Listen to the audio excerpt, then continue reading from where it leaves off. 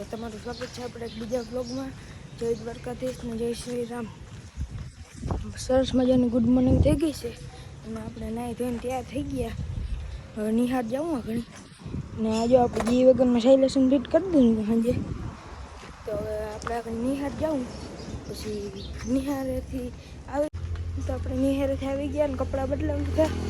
હવે તાતા વિશ્વવાળાનો ફોન આવ્યો કે તમારું પાર્સલ આવ્યું। તો હવે રોડે જઈ કેટલીક વાર પછી આવે।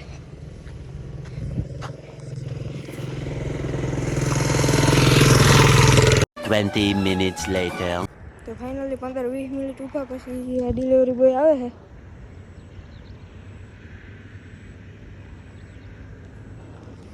તો પાર્સલ લઈ લે।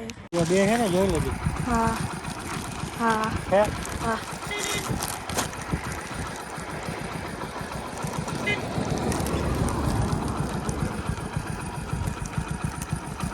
તો ફાઇનલી આ પાર્સલ આવી ગયું। આપણે 15-20 મિનિટ રોડે ઊભા પછી આવ્યું।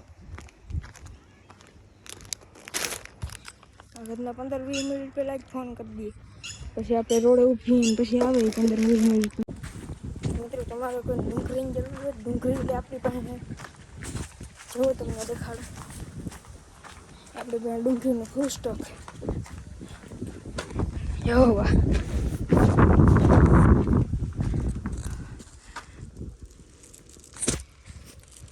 જોઉં તમે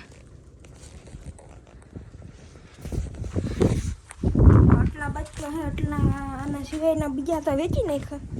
આપણે પરવા ડુંગળી વેવી હતી હું ડુંગળી જોવા આવ્યો ત્યારે મને ખબર પડી કે આપણું સોનાલિકા ટ્રેક્ટર છે એ ત્રાહું થઈ ગયું।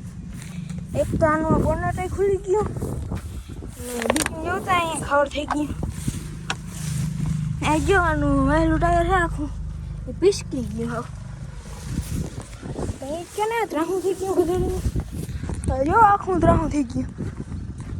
અને વાહ ભૂકડીમાં તો સિઝન પૂરી થઈ ત્યારે આવીને પડ્યું બોનટ ખુલી ગયું ને આ જો આપણે માંડવી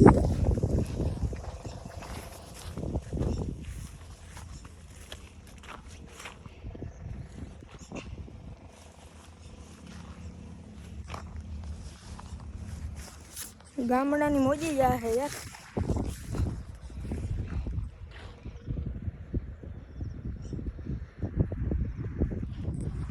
સારી કોઈ લીલી ના ઘર સિટીમાં રહેતા હોય થોડા કંઈ આવો આનંદ લઈ શકે। હા જોતા જ્યાં સુધી જોવે ત્યાં લીલું ના ઘર જ છે।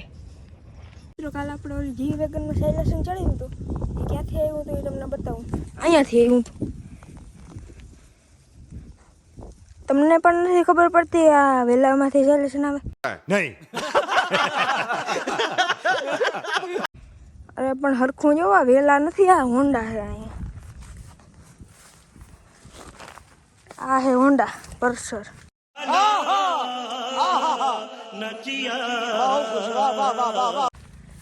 પલ્સર આ જોવાનું સિથરા કાઢી લીધા જ્યાં થોડું ખાજું ને રૂમ હે આ જોવાનું સાયલેશન કાઢી લીધું હતું કાલ। મેં મિત્રો તમને એક પ્રશ્ન પૂછ્યો આ ટ્રેક્ટર કેટલા હોર્સ પાવરનું આવે છે? આ ટ્રેક્ટર છે તમને ખબર હોય તો કોમેન્ટ કરો। ફાર્મર 55 કેટલા હોર્સ પાવરનું આવે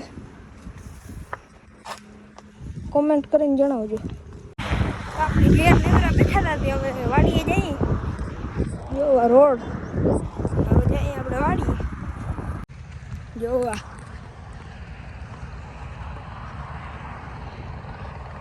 આ ટાવર પાસે જ છે આપણી વાડીની પણ તો એ નેટ ના આવે વરસાદ આવે એટલે બીજી સેકન્ડે નેટ વીંગ જાય ને પાછું આવે સાંજે એટલે વરસાદ આવે તો નવરાજ થઈ રહી।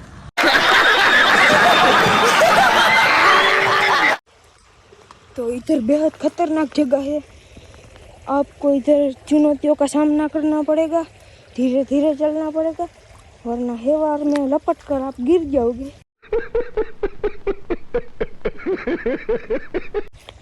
देखो ये जगह बहुत खतरनाक है आगे और भी कठिन चुनौतियाँ आने वाली है इसलिए आप वीडियो में बने रहिए।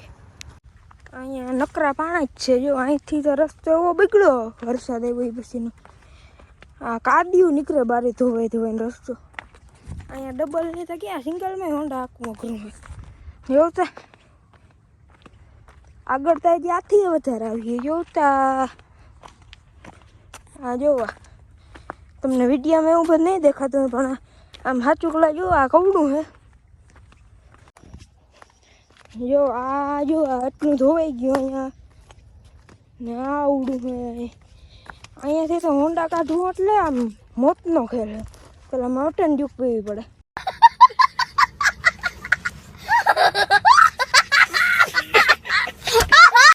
પછી જીગર આવે જોતા. હલે નહીં જીસીબી થી ના નીકળે જવું. અહીંથી હોન્ડા ચડાવવું એટલે ઓર નકરો ગારો જોતા. અહીંયા નકરો ગારો છે. એ જો અહીંયાથી આ બધો રસ્તો સારો હતો. અહીંયા તો હવે નકરો ગારો. અહીંયા આપણે આવા બધા ગરેડામાં નીકળવું એટલે ચુનૌતીઓનો સામના કાયમ કરવા પડે. બાકી સિટીમાં રહેતા હોય એને ખબર ના પડતી હોય જોતા. આમાં ભૂલથી ખાડામાં પગ આવી જાય ને તો પૂરું. અને તમને આ ગરેડામાં જો સુવિધા જડશે. જો અમારા પગ ભરાઈ રહ્યા તો જો અહીં ધોવા હોય તો આમ જગ્યાએ પાણીએ રાખે છે.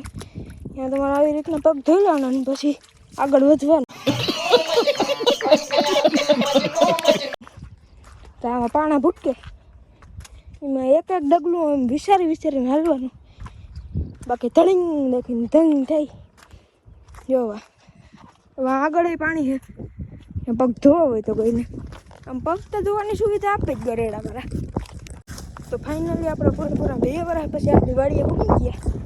હા ગરેડામાં આવતા 2 વર્ષ લઈ ગયા. હું જેવો તેવો ગરેડો તમે લખ્યો ને આપણી જે વગર હાલે છે એવી ગાડી હોય. આ થોડી કઈ જી વેગન અમને હાલી શકે. 4x4 છે. આ જો આપણી માંડવી કમેન્ટ કરીને કહી દેજો કે આ કેવી છે. કેટલા દિન થઈ હોય તો મને ખબર નથી. મને બહુ ખબર ના પડે આમાં. બાકી આપણી જીવ વેગનમાં સાયલેશન ફિટ કરી દીધું બહુ અવાજ નથી કરતી. નકર તો હાંજ સુધી મને માથું દુખાડી દે. બંધ કરી દે પછી 2-3 કલાકથી એનો જ અવાજ આવે. અવાજ બહુ એનો ગંધારીનો છે. હવે તો સાયલેશન ફિટ કરી દીધું તો આમ કંઈ અવાજ જ નથી આવતો જજો. તો આપણે જે વેગન હતો એનો 4x4નો ગેર નાખવો પડે. નકર તો હાલતો નહોતો. એનો 4x4નો ગેર નાખ્યો ધોવાડીને ફિટ કરી દીધું. હવે જો આવી રીતે ધોવાડીને ફિટ કરીને 4x4નો ગેર નાખો. 4x2 તમારા ગાડામાં નીકળે નહીં. એ 4x2 વાળી જે વેગન હતી એ તો હલવે. આપણે આ 4x4 વાળી માંડવીનો ઓક્સિજન દેતો કાર્બન ડાયોક્સાઇડ